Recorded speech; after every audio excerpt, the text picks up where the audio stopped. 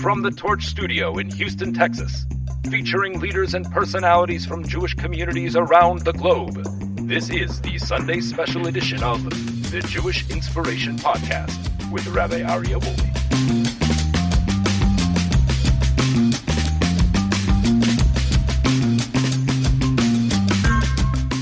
Welcome back, everybody, to another special edition of the Jewish Inspiration Podcast. Our guest this week is my dear friend, Rabbi Yitzchak Feldheim. Yitzi, it is our hope and our dream that, God willing, through this podcast, we'll be able to learn more about you, but also be inspired by you and the life that you live and all of the teachings that you teach and you share with the entire world. So let's start first by welcoming you. Welcome to Houston.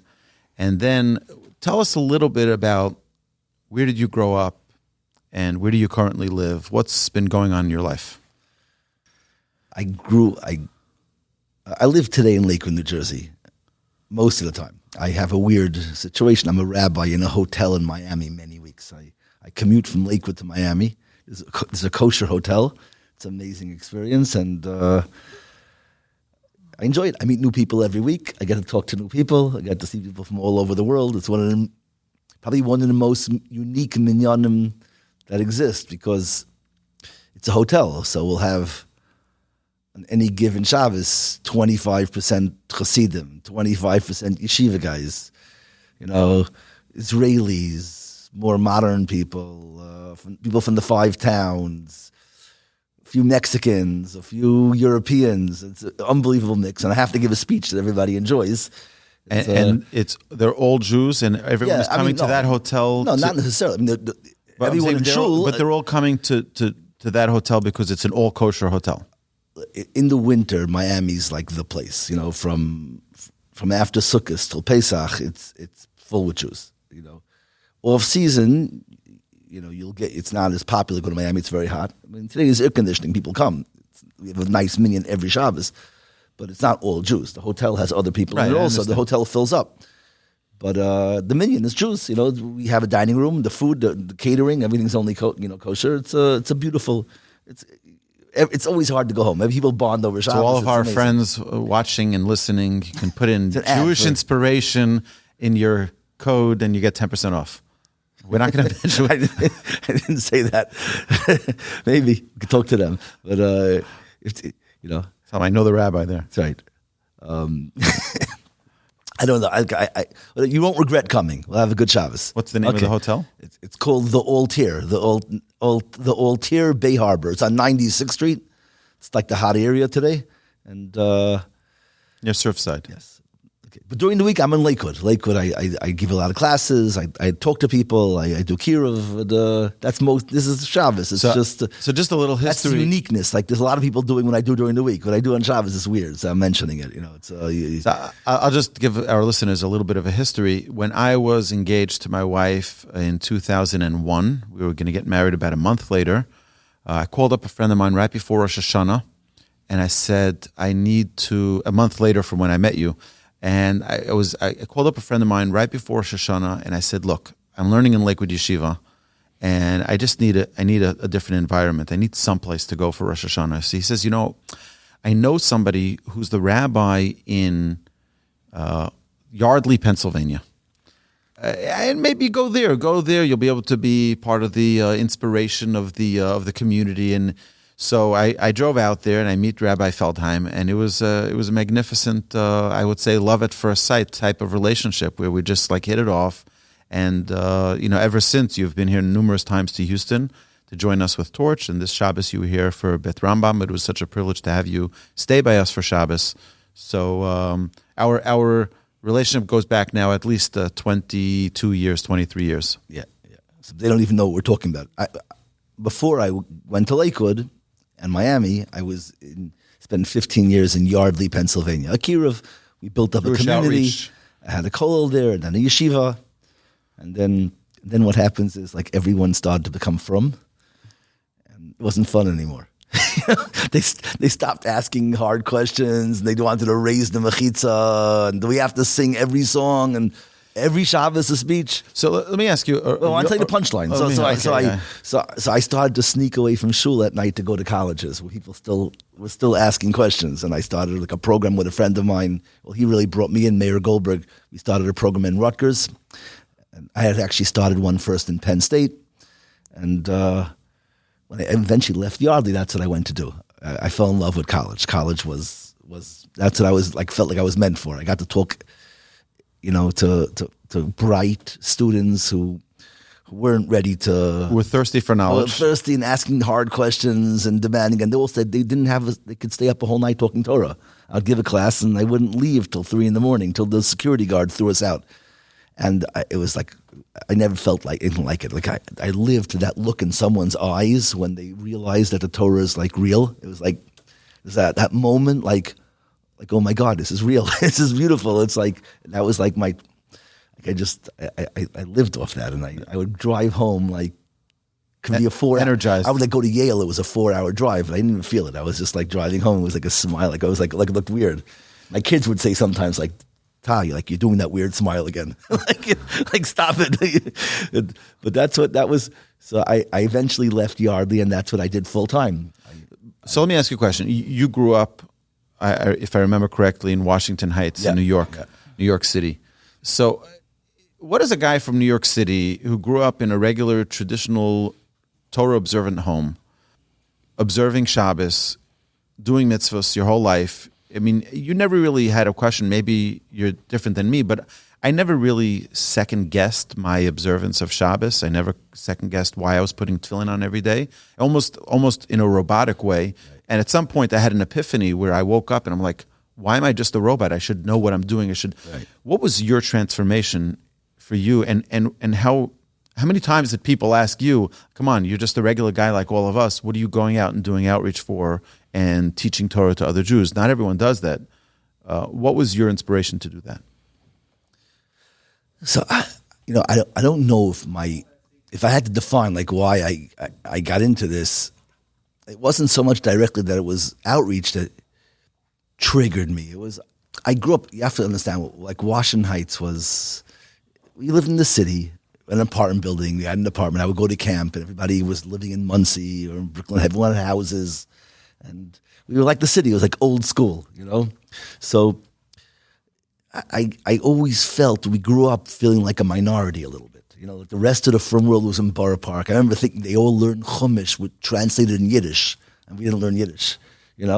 So when that happened, that was me, by the way. I learned it in Yiddish. You learned it in Yiddish, yeah. But that was like my cousins. Everyone was like that. I thought like we were more modern, or I didn't know what we were.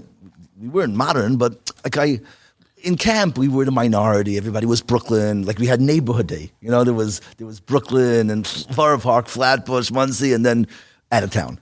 We were with the out of towners. It was Cleveland, Chicago, Brazil, and Washington Heights. Maybe some years we still had Manhattan. They put us with the Lower East Side. But what happens is, like, a lot of times kids from that, you become insecure, or I loved my childhood. I was happy. And I was good at sports. I was confident. So I sort of took it the opposite way. And I became like a defender of my uniqueness and my kahila. And I became I learned to love what I had and defend it, and it was a chip on my shoulder, but I would to be proud of it. Yeah, I remember trying to convince people, like the weird looking back now is like, no, it's so much better to have sukkahs in an apartment building. I know we don't have our own sukkah, but we all eat together. It's like 8 families. We share everyone's food. I'm like a little kid selling. I was always selling, but it came from. It wasn't like I felt insecure so much. It was more like I loved my community, and I didn't understand why no one else didn't get that. Like at what point did you decide that's it? I have to go and dedicate my life to teaching Torah? That's why I always felt like whatever I had and I loved and I liked, I wanted everyone else to love it. I just wanted. I first was selling Washington Heights. I was selling apartment buildings. I was selling, like the kids in camp. They all played basketball. We couldn't play basketball because it was like the city. So was other races that had the courts. I can never get the basketball court. So we played hockey in the street using electrical tape, so we didn't dent the cars instead of pucks. So I was selling hockey. I was saying hockey's the best sport, and then whatever. And then as I grew up, Very patriotic of your own. Yeah. But as I grew up, and I realized that there's cooler things in apartment buildings, and I got into learning, and I got into Judaism. I just loved that, and I wanted to sell that, and I didn't want anyone else to be missing what I thought was so beautiful. I started to learn Rav Hirsch. Because I went to yeshiva. I went to Long Beach yeshiva, but I wanted to be yeshiva bacher. But I came from Wash Nights, which is like, I don't know if your audience knows the subtleties. Torah derech eretz. It's like that they go to college. So like in yeshiva, I was like, oh, you're going to go to college, Torah derech eretz. I didn't even thought of it. I just wanted to be yeshiva bacher, but I didn't like being like picked on. So I had to have answers. So I went and I bought all of Rav Hirsch's svarim, so that I could actually learn how to argue with them and win the argument. So then I got into that philosophy. And the more I read Rav Hirsch, the more I loved him. And I would like take every guy in yeshiva on walks to try and explain to him why Rav Hirsch was so good. And then the same thing happened with the Ramchal. I got into Ramchal and I wanted everyone to see the Ramchal. There's nothing like Derech Hashem. It's like I remember I was in yeshiva and I was trying to convince guys to learn Derech Hashem with me. And so one guy went to ask the yeshiva, Feldheim wants to learn Derech Hashem with me. Should I learn it with him? And the Yeshiva said, tell him he shouldn't learn it either. It's like, I was like, what? It's like the most magnificent thing. It changed my life. So I really left yeshiva. I went to a different yeshiva. I went to another yeshiva, and I told the yeshiva, said, why are you leaving? I said, that's a weird reason. I told him why. He goes, oh, nice. If you come to my yeshiva, I'll learn Das Tunis with you b'chavrusa. One-on-one. And I knew what Das Tunis was. Right. I looked That's it up. the next level of Ramchal's That's the next look. But I was like, I said, really? So Hashem led me, but I always fell in love with what I was doing. And I was never happy with, I wanted everyone to feel that same passion. To feel what I felt. And that's what drives me to today. So I ended up, till COVID, I was living my dream. I left Yardley, which I loved. When you have a shul, you're dealing with the same 30, 40 people forever. It's nice. You have a family. They feel like your kids. It was the most magnificent time. But I started going to college. So, and college, you mean going? Well, I started on Penn State. There at nights. Giving shurim. I was never organized enough, responsible enough to make my own program, which in the end worked for my best interests. So I didn't end up having a program on a campus. But you would go teach. I ended up going for other people. They recruited, they got the people in the room, and I just came to the share. So that was share meaning give a class. So. And how long is that class? The class was I basically gave a class every single day in a different city in the United States from 8 till 9. I worked 1 hour a day, but then after the class we would talk until the security guards threw us out, or the janitor, whoever it was that made us leave the room, and then we'd sit outside on the steps and talk Torah. Depends. Sometimes I had to fly back, but most times when you fly out of town to a university, there's no flights back at night. I would sleep over there and fly back in the next morning. And then go to the next campus. This is what I did every day. And that's only because this is I tell people this. So our chesronos are part of who we are, our flaws. If I would have been more organized and more responsible, so I'd be in Nebraska somewhere teaching, in the college.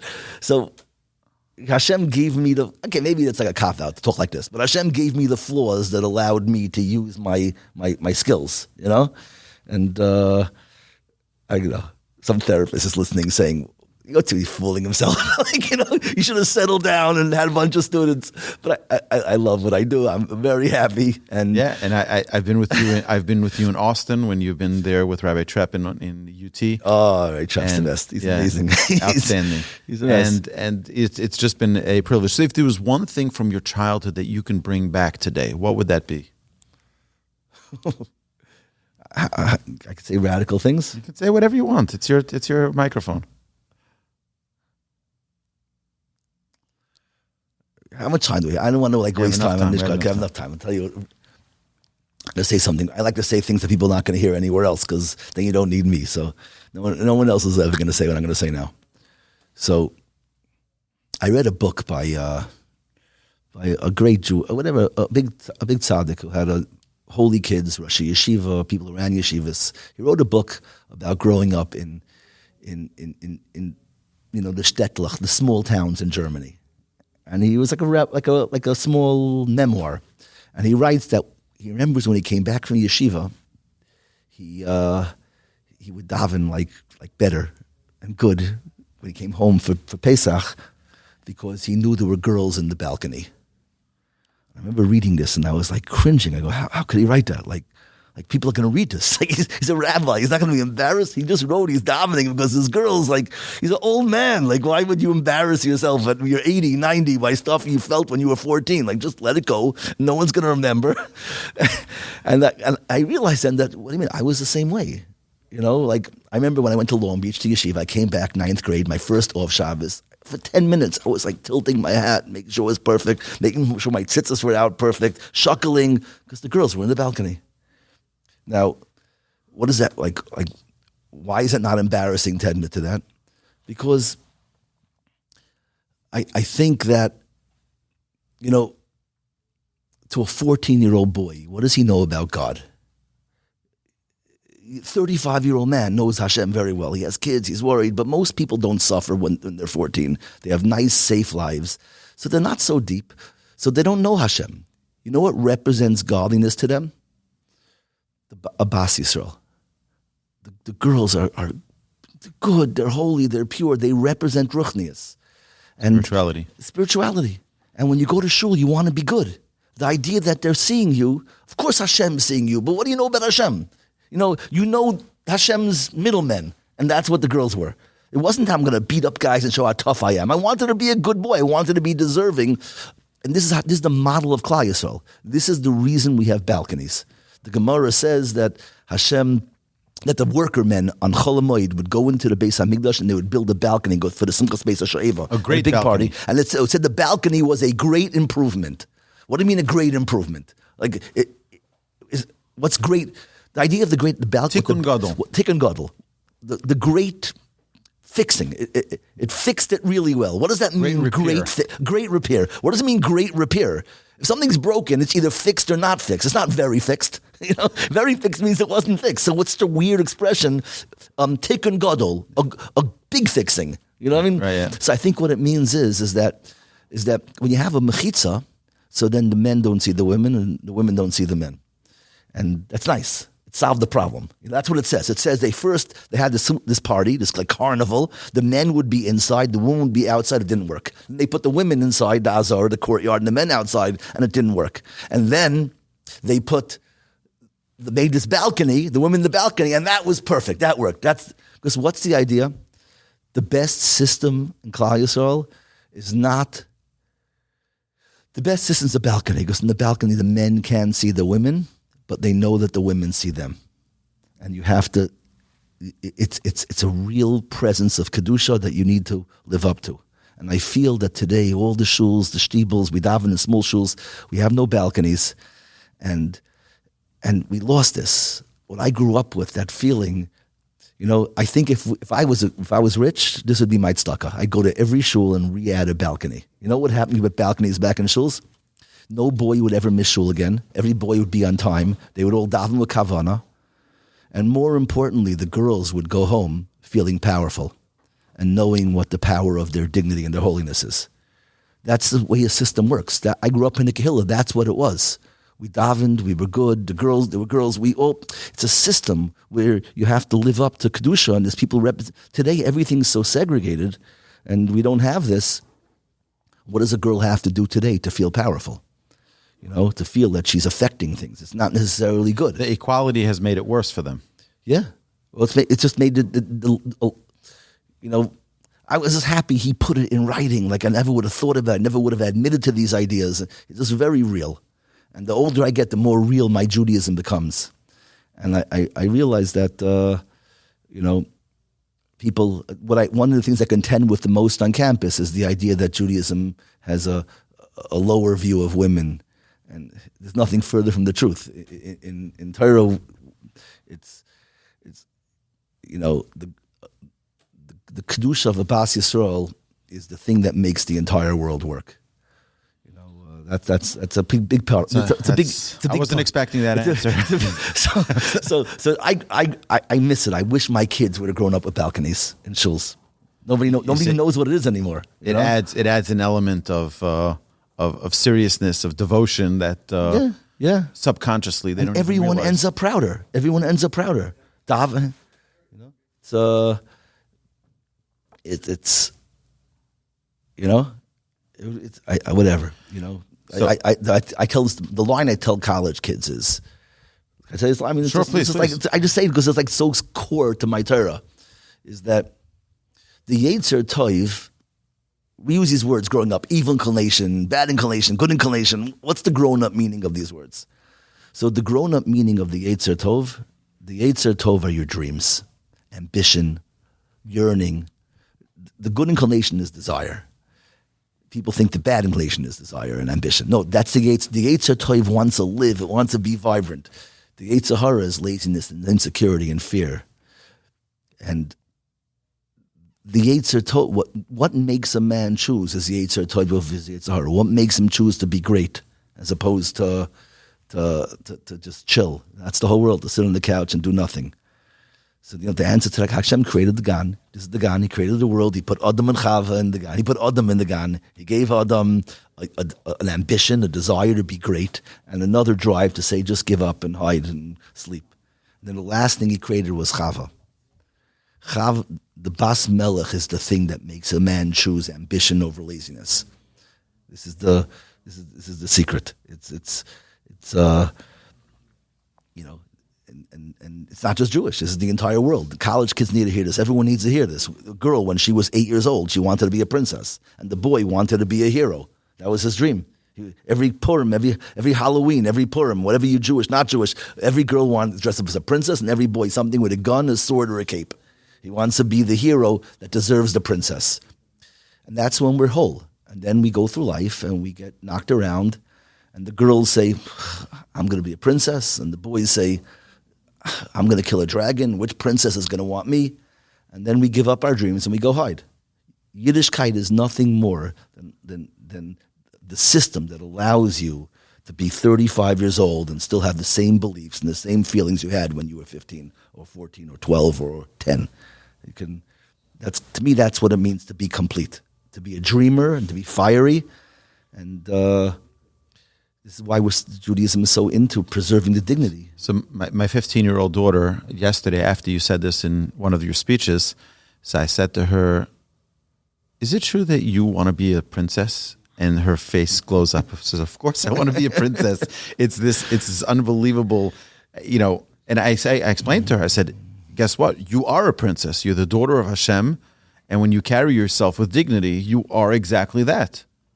The problem is, though, that it's not cool. If you said that to any girl who didn't grow up in your house with a Rabbi Wolbe as a father, or anyone who grew up in a frum house, you say that, the girl's going to roll their eyes. Princess, because it hurts too much.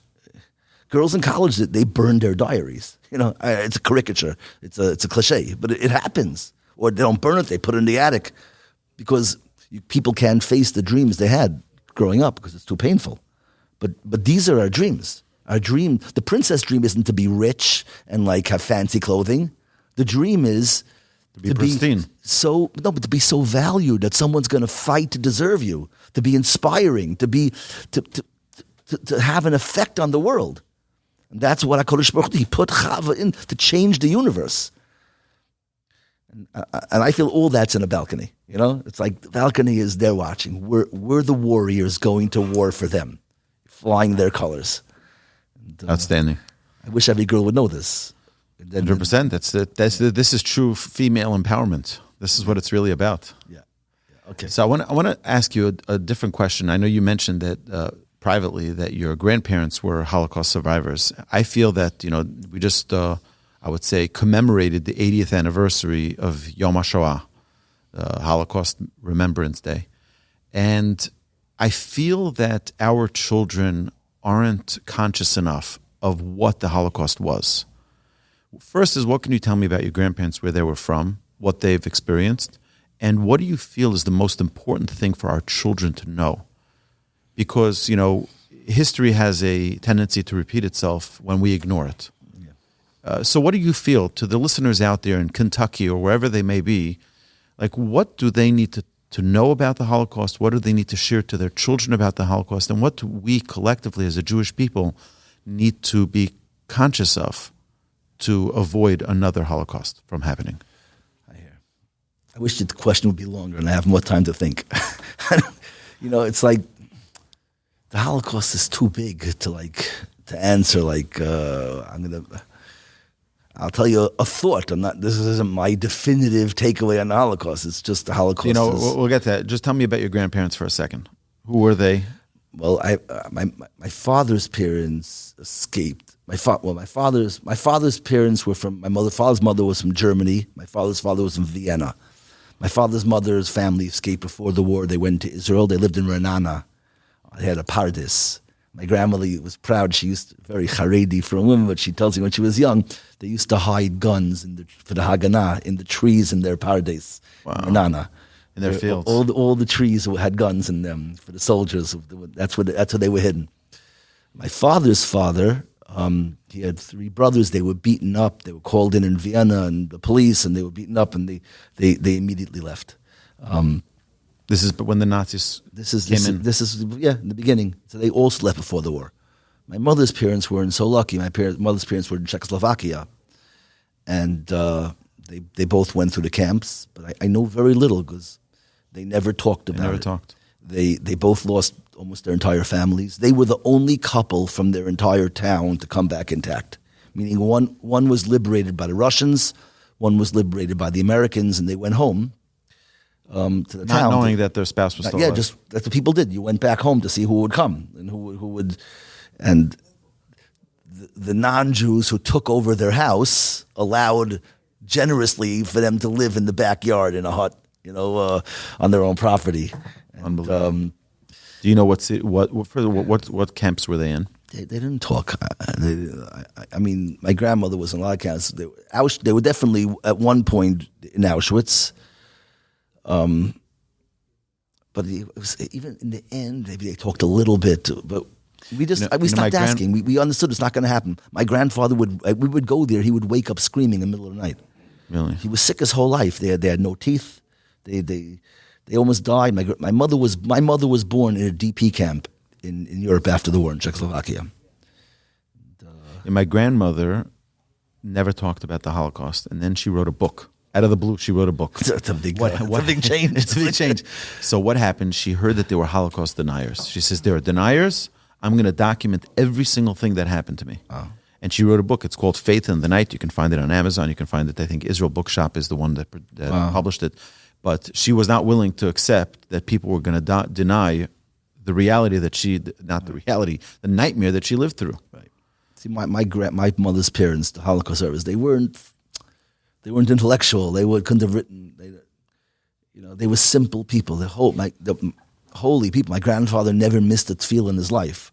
I don't think he could translate the words. The years he would have gone to a yeshiva, he was in camps and slave labor. He never learned anything, but the one thing they knew simple emunah. He wouldn't miss davening. He was so proud that he would show me off. This is my grandson. He can read Gemara without vowels.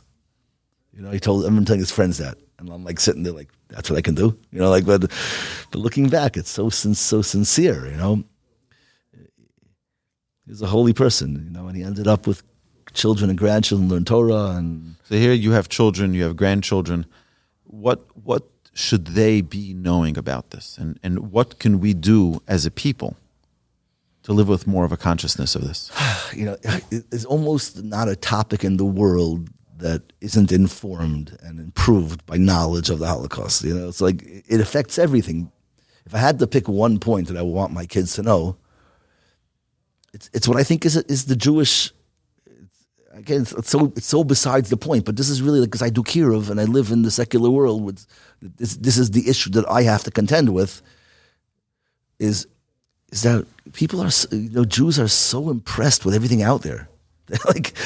You gotta send your kid to Yale and Princeton and Columbia, and you want your kids to be stop worshiping everything out there. We how quickly can you forget? Wasn't just the Germans. It was Europe. Europeans are sophisticated. The whole Europe, America. Nobody wanted to save us. No one wanted to take us, and here we are, 50 years later, worshiping them. Sacrificing our Torah chinuch because I want to send them to the other school because it has a better secular, more liberal education. To me, that's like... How fast can we forget? But it's like groveling. It's worse than groveling. It's groveling after you just got a lesson.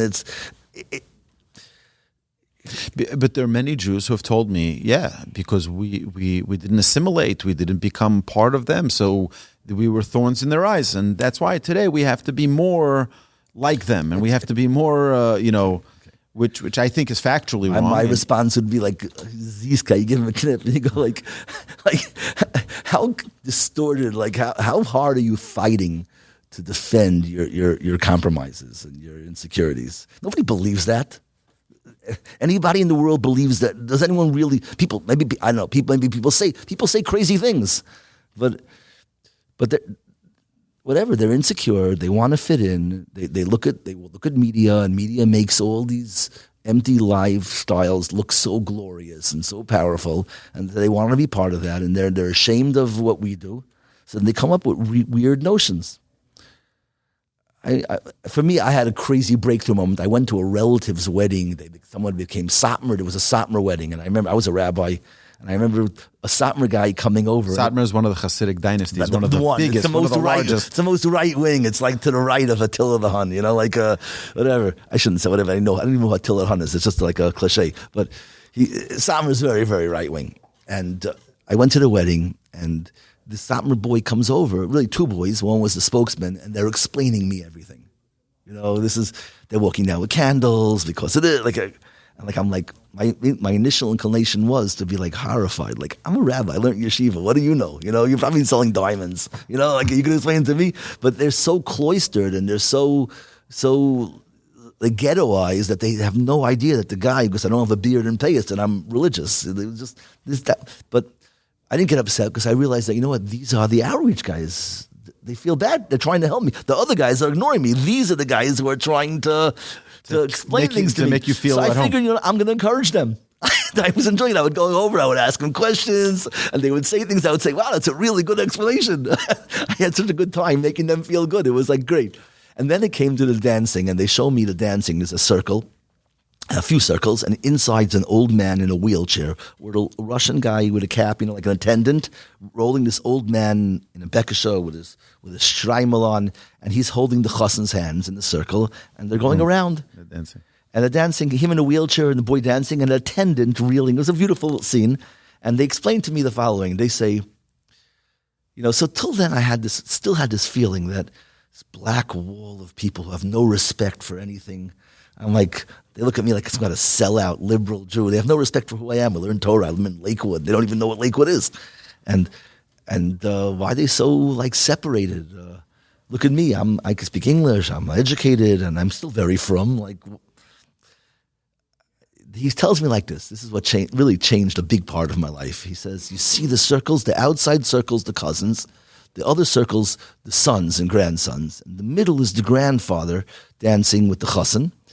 And it's a special simcha for him because he has 8 children, and this is every one of his children was married with children, and this is and now he's been to a wedding of every one of his kids.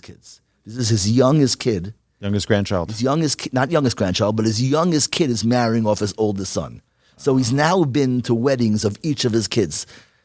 But here's what got me. But it's not his first 8 kids. His first wife and his first 8 kids were killed in the camps. This is his second 8 kids. And that caught my neshama. I looked at this guy.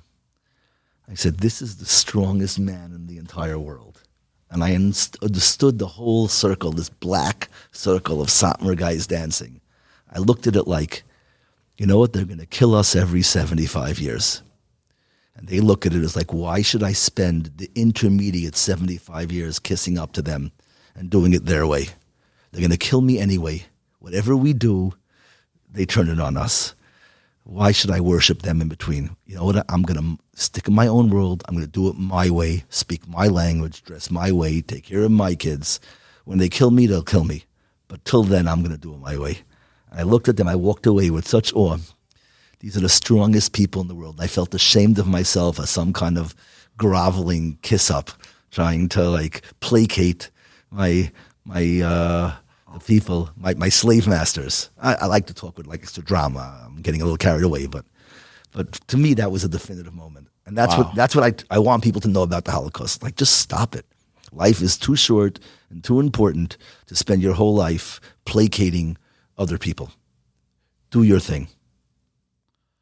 All right, one of my favorite topics after the Holocaust, Holocaust not a favorite, but it's a very important one, is Shabbos. Shabbos is the center of the Jewish people, of Jewish life. You've seen many people on their journey to Shabbos. If one of our listeners right now is living out in Kansas, and he's like, I know the truth of Torah, I know the truth of mitzvahs, I know that Shabbos is ideal, but Rabbi, come on. Between me living my life right now and becoming a Shabbat observant Jew is 1,000,000 miles away. What do you have to tell them? Oh, yeah, a lot of things. Well, what do I have to tell them in a podcast? Yes. Because you're supposed to do things slowly and ease them into things. No, they're convinced. They're convinced. On the podcast, I mean, the first time I could just say, hi, I love you. We're here. We're in the big city. We're a lot of Jews, but you're part of us. And we're really proud of you and keep on doing what you're doing. What do I really want to tell him if I had a few months to slowly tell it to him? Yeah. Only about, you want to hear about Shabbos, but the first thing is, Kansas is nice. I saw the Wizard of Oz. I know Kansas. Who doesn't like those rolling things Dorothy. or whatever? No, but Toto. But you got to come. You got to leave Kansas. Judaism is not a solo. It's a team sport. Everything's very, very hard alone. In the beginning, you're inspired and you love the swimming upstream. But if you're married and your kids, they deserve to be part of the community. People, who's strong enough to do everything on their own? A lot of times we need to be carried by the tide. And we have such a beautiful tide. I would love to sit down and convince you to come to a Jewish community. They'll take care of you. Whatever business you have, they'll help you get established. We take care of people. Your wife and kids, and you deserve to be part of the community. At this point, I should be slipping in the ad. Ladies and gentlemen, this podcast is brought to you by Torchwood, the next generation community, right here in Houston, Texas. Okay, now continue. Okay, that's very good. Right, but that's exactly what we did. We said we have to start a community so that people who are growing on a journey. Right. The advertisement for everything I just said is the Wolbe House. Anyone, just come for Shabbos from Kansas, spend Shabbos by the Wolbes. You will never be able to go back to Kansas. The door's open. People are coming in a whole Shabbos, and the kids are playing, and they're going with their friends, and they're singing Zmiros, and there's groups, and there's a shir in the house. It was raining, pouring like only it does in Houston over here, and there was a shadow by the front door, and they saw that there was somebody who was walking in the street who was getting soaked, and they ran to the overhang of the Wolbes. So the Wolbes opened the door and says, what are you standing there? Come in. They give him food and they sit him down and they're like, this is what I did when I was in Pennsylvania. We would get secular Jews who would, I would sort of trap them in the supermarket. In the supermarket, they sort of, in real life, they avoid the rabbi. But in the supermarket, they look for, they let you know they're Jewish. They pass They bagel you. They pass you with the cart and they tell the little daughter, so are you ready to go to grandma for the Seder? Even though it's like July. But so when someone bagels me, which one of these matzo balls would my grandmother make? There's the whole basket full of ham, and they pull out this bagels and they go, Rabbi, is this a good kosher sign? So people want you to know they're Jewish. So when people did that, I would say, it's like, whoa, you're Jewish? That's so cool. You got to come for Shabbos. And I wouldn't take no for an answer. They would come. And when they came for Shabbos, so what I would do is after the meal, I would say, let's come. I want you to meet somebody, And I would go down the block. We lived in the middle of where all the Jews were living, all people who had just recently Shomer Shabbos. And I would knock on the door, not even wait for them to open. I would go, push it open. Yo, it's the rabbi. And they would go, oh, the rabbi's here. And I would come in and they would come in. We just walked into someone's house. And then 2 minutes later, we were sitting by our table, laughing, drinking, schmoozing. And then we'd all go together to the third house. And within an hour and a half, these people saw a life they never imagined. People who were like them, doctors, lawyers, professionals, who were comfortable in each other's lives, talking about their kids' growth, talking about their trips. And that's the brilliance of Shabbos. We have a mitzvah of Eruv. We have to stay in an Eruv because otherwise we can't carry. You can't live in a community that doesn't have an Eruv. But that also obligates us to be in a community, like you started off saying about Shabbos. You have to be in a community. That's the specialty. That's the beauty. That's what preserved the Jewish people. More than Shabbos more than the Jews watched over Shabbos, the Shabbos watched over the Jews. Yeah. So I'm doing more community than Shabbos, but community is. What's your favorite thing of Shabbos? What's your favorite part of Shabbos? Yeah. So Shabbos is it's an acquired taste, you know. When you're young, maybe Shabbos is good food and you like having your parents around and getting attention. But as you get older, you become a teenager, Shabbos becomes for many people the hardest mitzvah in the Torah. Because, and this is why it's the most important, I think the most important mitzvah in the Torah. Because if life is about our dreams and becoming all that we could be, and the negative, the evil inclination is the thoughts that, who am I fooling, it'll never happen. So what happens then? What happens when we invariably start to have second thoughts about our dreams? So people start to give up on, they don't believe it'll come true. And when we don't believe dreams come true, so now you have to hide from your dreams. How do you hide from dreams? You need noise-canceling headphones, you need loud crowds, you need internet and phones, and people sit the whole day on their phones hiding from reality, checked out. And people can spend 80 years not facing themselves. And so then what do you experience? The highest achievement you could have if you're refusing to face yourself, if you're successful at avoiding it, so you can be numb. If you're successful, you could be numb. Numbness is not a way to live. To imagine 80 years of waking up in the morning, pushing the snooze button, running late a whole day, staying up a whole night, partying till this is what the college kids do at least, and until I'm so tired I fall right to sleep at night. I can't go to bed until I'm so tired, because if I'm not tired and I'm lying in bed in the silence, I think of all my truths and my dreams and it hurts too much. If I'm caught up during the day, I think about things. I have to always be late, so I'm never thinking, never present, go to sleep late. And it's a vicious cycle. You can do this for 80 years and then never feel the pain of your dreams, but never feel the joy of anything. It's just numbness. What Shabbos does is it forces you to face your truths. Because in the silence, when you turn off everything, you turn off your phone and your computer and knows nowhere to go, so you have to look in the mirror. And you have to see, and in the silence, everything you ever dreamt of exists. And initially, that's painful. And that's why Shabbos is so hard. The hardest thing is to face your truth, to face who you wanted to be when you were 8, before trauma and drama and all the things that made me lose the belief in myself. But if you can keep Shabbos and you force yourself to look in the mirror, then you're going to have to embrace your dreams. And then you get greatness. And then you get it. And then it comes true. Dreams are in reach. The only way you fail is by running away. The only way you don't become who you were meant to be is when you don't try. But most people the greatest skill of the modern world is hiding. All of the greatest institutions are hiding. You know, they used to say you want to make money and make a better mousetrap. Today, you want to make money and make a better hiding place. Place with louder music. You know, I tell the students, I say, you think I'm here to talk to you, to tell you to stop going to clubs. I want to be honest. It's exactly why I'm here. I'm here to tell you to stop going to clubs.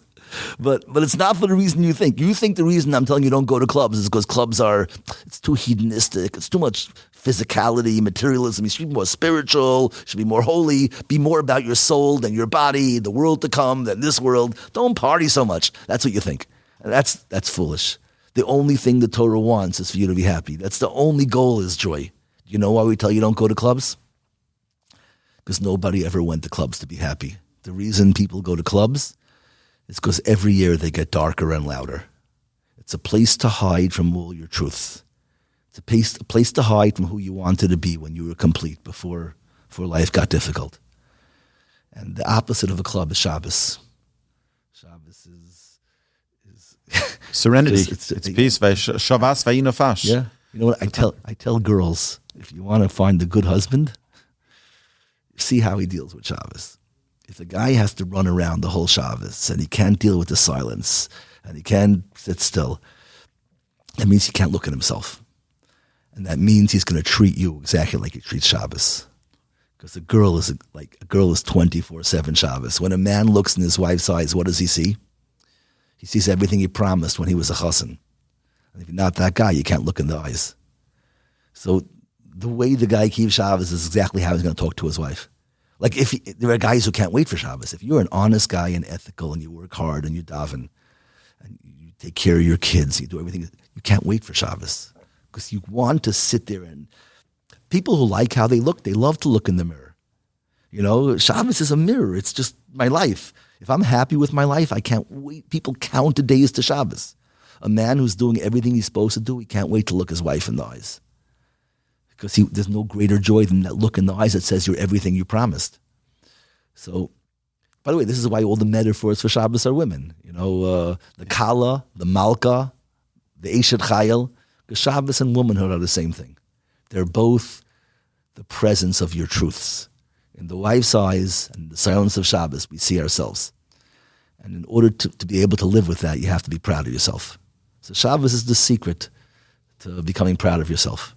The alternative is a long, long period of numbness.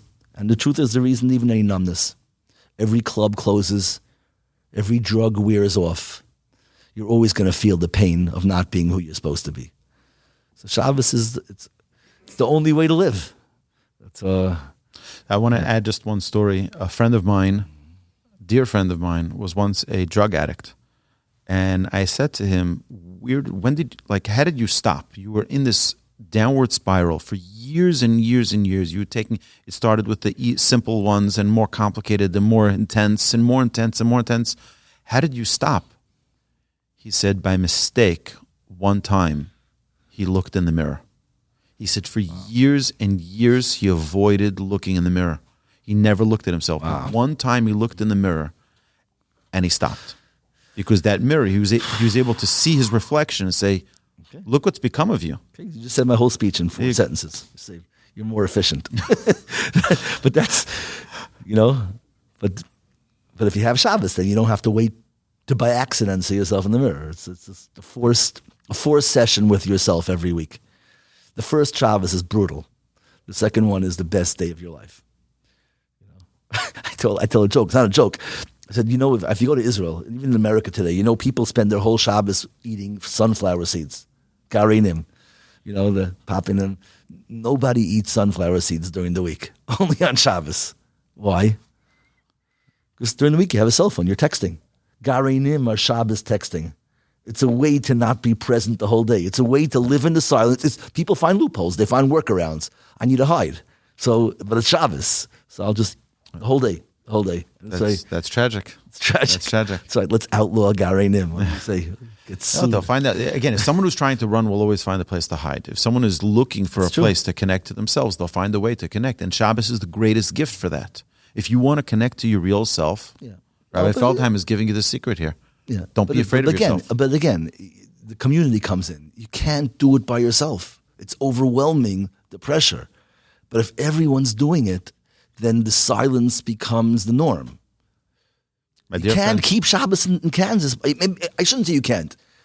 If you could, then maybe you're Mashiach. But it's very rare that people have that much energy. And even if you do, who says your wife does? And even if you and your wife have that power, maybe who says every one of your kids is going to? You're living in La La Land. The world's not that simple.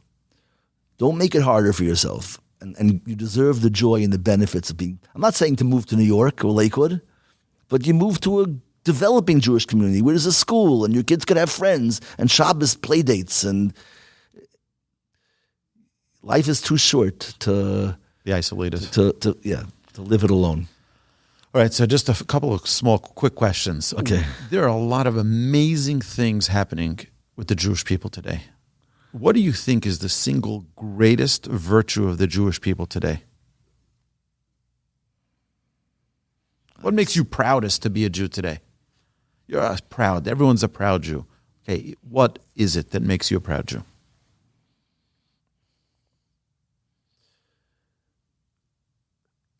I'll tell you one thing that sticks out. I don't know if it's so much, even pride's the right word. This is my most optimistic thing about the Jewish people today, is that the Torah community has achieved independence. For so many years, anything we had, the government, you had to go through gatekeepers, the rabbis and the frum people during the Holocaust were trying to save Jews from Europe. So we had to go through the reform in, the Jewish establishment here, who were horrified at the idea of letting in European old-fashioned Jews, ruining their good gig in America. You wanted to get government money or anything, you had to go through the gatekeepers who were secularized Jews.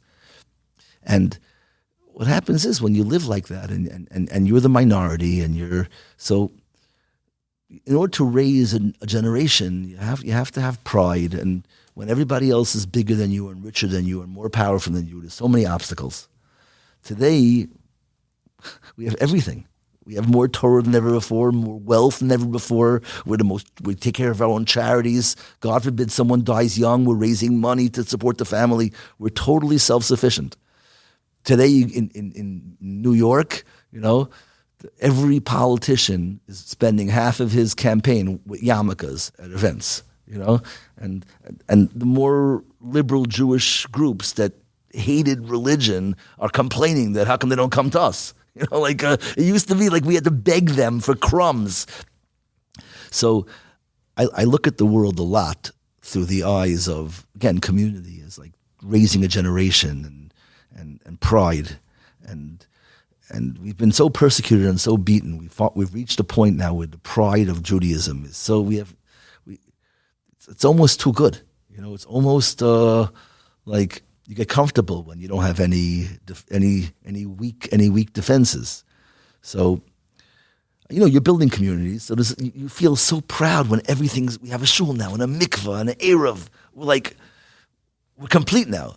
With that comes maybe the risks of complacency and comes its own challenges. But I feel like after here's where you see a little both. When I went to yeshiva, it was like we grew up. Shabbos afternoon, we had these pirchei groups. Every story we heard was about either inquisitions, pogroms, or holocausts. And we saw ourselves as rebuilding Torah. I wanted to go to yeshiva. I wanted to be part of rebuilding Torah. And it was uphill, it was a battle, and we read all these stories always in Israel of the government blocking yeshivas in this town, and always the leftists trying to stop the expansion of Torah against eruvs and mikvahs. And we won. We're there. We have everything. We built it. And now we have to face the problems that my kids don't feel like they're saving the world anymore. Today it's like you almost feel like the yeshiva doesn't need me.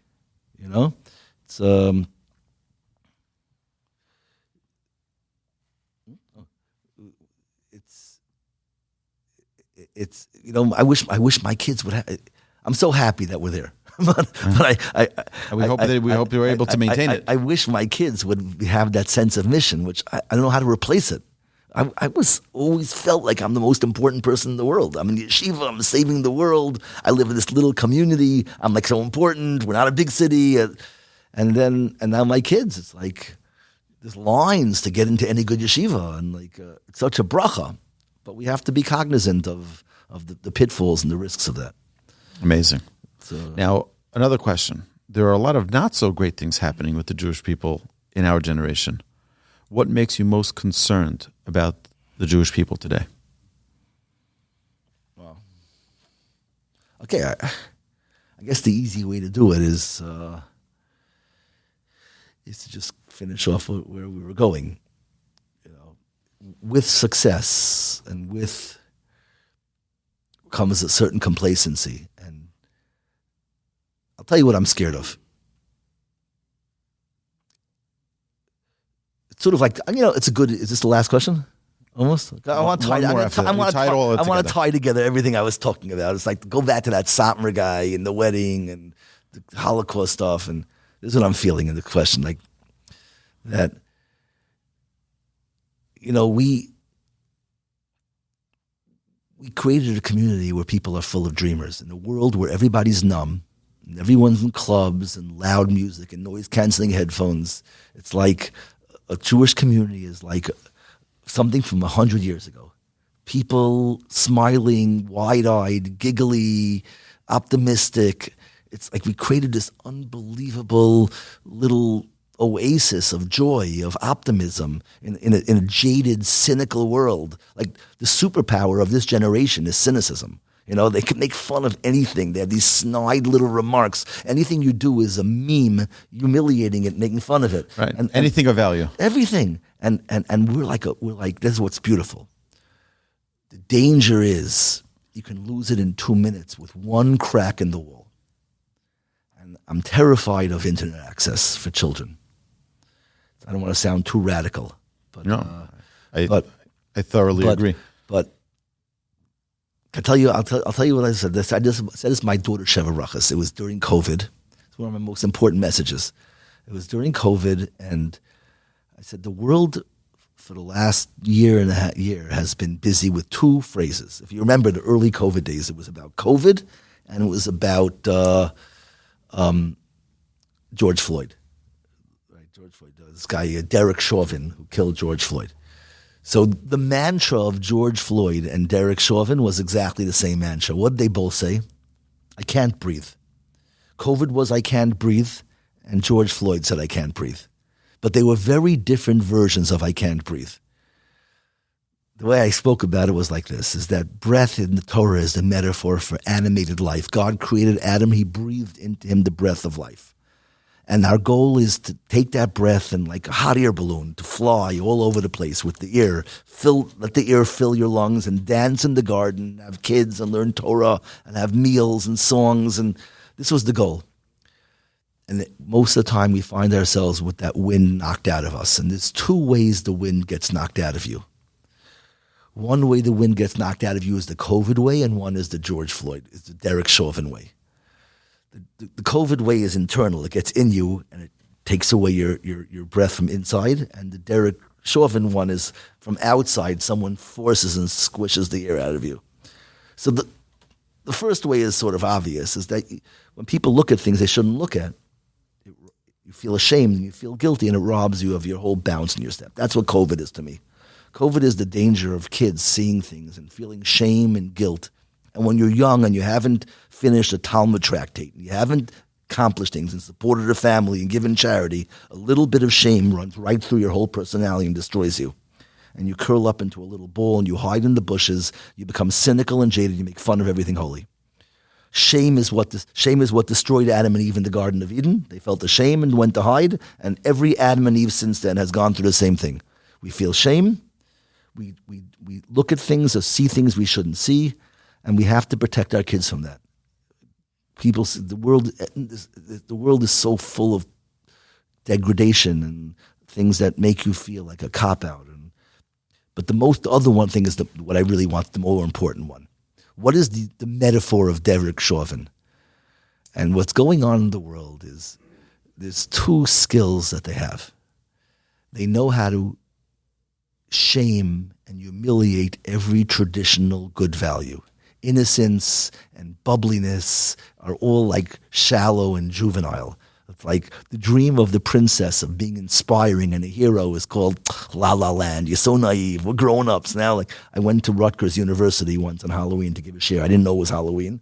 And I made a note to the rabbi, I should never go back to college on Halloween. But just like every 8-year-old girl in the world is dressed like a princess on Halloween, there's only one costume at 8 years old. At 18 years old in Rutgers, there's also only one costume. I don't need to explain what it is, but there wasn't one princess on campus. Every person is cheaper and more degraded than the next. What happens to people from 8 years old to 18? And if you'd ask all these people, all these girls, like, what happened to you? They're all going to say the same. I was so naive. I was living in La La Land. Can you imagine how childish I was? But no one, you're not allowed to say anything. You don't want to hurt their feelings, but everyone knows that's not the truth. You got broken. Your boyfriend or whatever told people of this, or your parents were fighting, or you were rejected from a school, whatever happened, and you don't believe you're going to be a princess. So now you have to silence those dreams and try and get your attention in some cheaper way.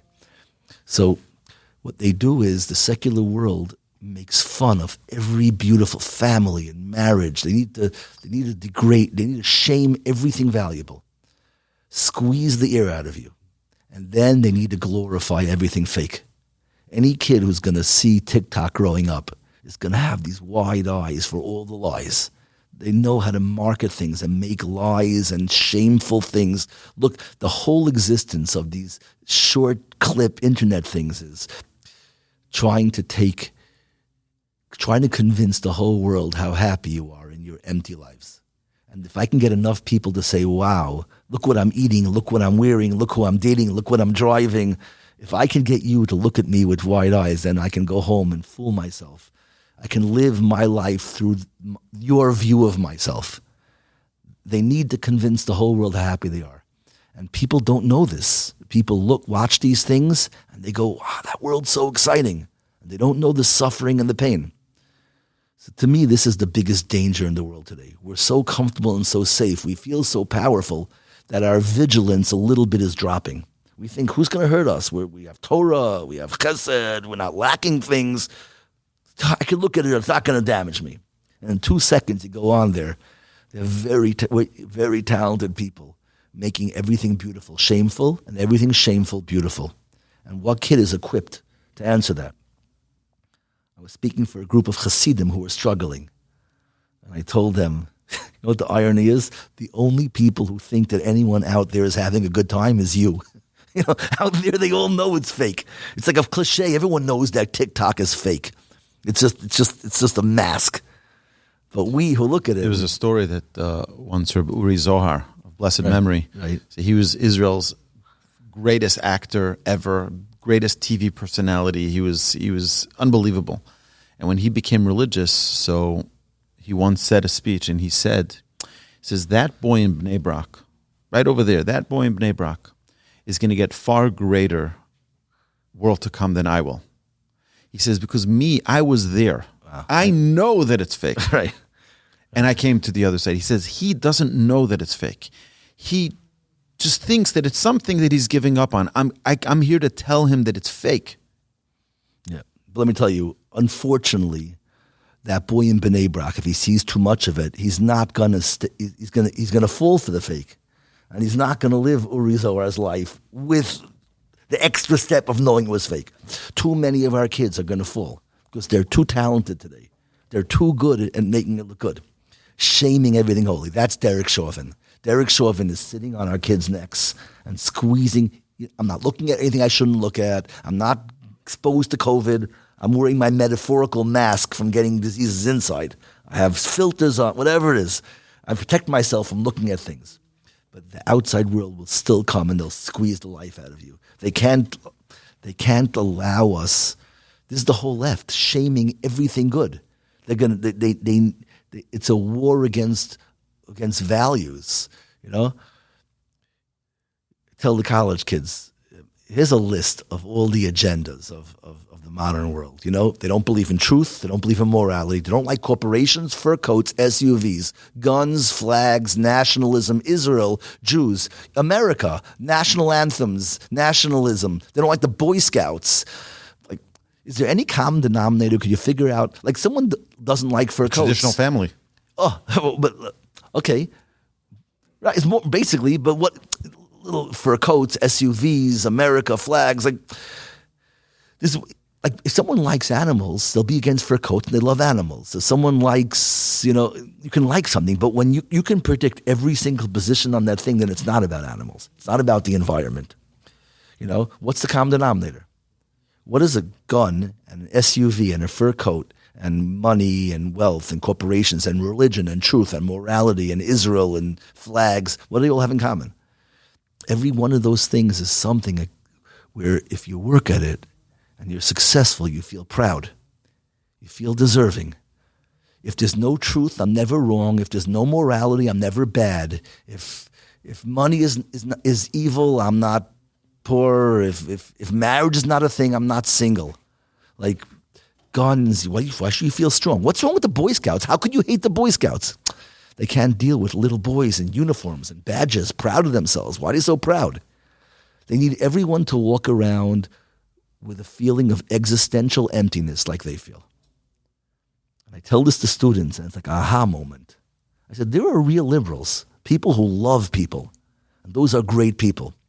But those are the Abrahams of the world. Those are the Abrahams. But they're the majority of the people out there in academia. They don't love anybody.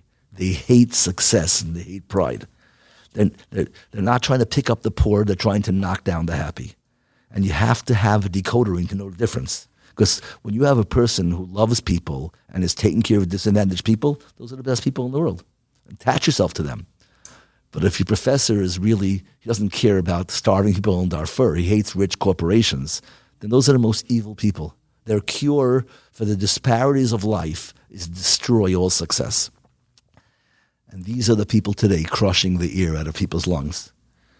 Young, capable, excited kids going to college, worked hard to get in, sometimes had jobs to pay or to have jobs on the side to pay some of their costs, and they're taking out loans, and they're optimistic, and they choose their school, and they get there, and they unpack their stuff in their dorm, all excited.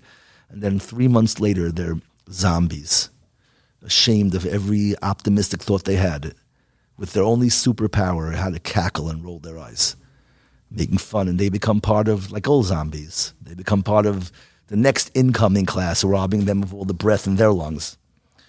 It's a scary world. And Baruch Hashem, the good side of the Frum communities, we've built strong walls, and we can raise a healthy society. But unfortunately, there are a lot of cracks in the walls, and we have to be vigilant. There's a lot of talent figuring out how to penetrate the cracks in the walls. And our children are too important. Give it a chance. I don't want to sound negative. That sounds so negative to end with. I think it's fascinating. You know what? Here's a good way to spin the negativity: is you want to know how great you are? Look how much we're hated.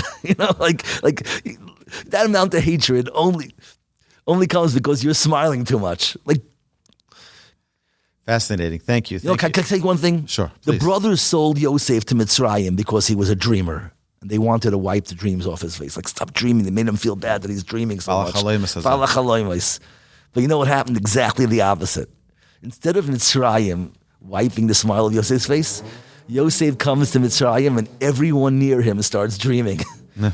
the Sarah Mashkim, even Paro. When a dreamer walks into a room, it's contagious. Instead of your cynicism silencing him, his optimism is contagious. And he goes, and everyone says, it's like, well, maybe I also could be alive, maybe. And that's what Yosef changes Egypt, becomes a superpower, becomes the biggest people power in the world. The whole world's living off of them. From one engine, from the engine of one Yosef, the entire Egypt is lit. Wow. And we can do the same thing for the world. We're all a Yosef. We're all Yosef. They're going to try and silence us, but if you keep on smiling and dreaming, you'll light their fires. We'll be the nation of priests and the light unto the nations that we were meant to be. Amazing. Right. Thank you. Thank you for a fascinating conversation, Rabbi. Okay. What are your coordinates? How do people reach you? How do people follow you? How do people? I told you in the beginning, I'm like, that's my I don't have anything official. You just got to be where I am any given day when I'm talking. I have a lot of Torah, some when I speak for responsible organizations, so they post my speeches. So I have like a back door. I get on some stuff on YouTube from the Project Inspire put up or different things. I have a decent amount of shiurim on Torah Anytime, most unbelievable organization. TorahAnytime.com. And I'm writing about 5 books in my head and making tapes. Whenever I get my act together and I do that, I'll let you know. I'll tell you'll tell them. Thank you so much, Rabbi Feldheim. This was awesome. Okay. Thank you. You've been listening to Rabbi Aryeh Wolbe on a podcast produced by Torch, the Torah Outreach Resource Center of Houston. We need you. We need partners. Please help sponsor an episode so we can continue to produce more quality Jewish content for our listeners around the globe. Please visit torchweb.org to donate and partner with us on this incredible endeavor.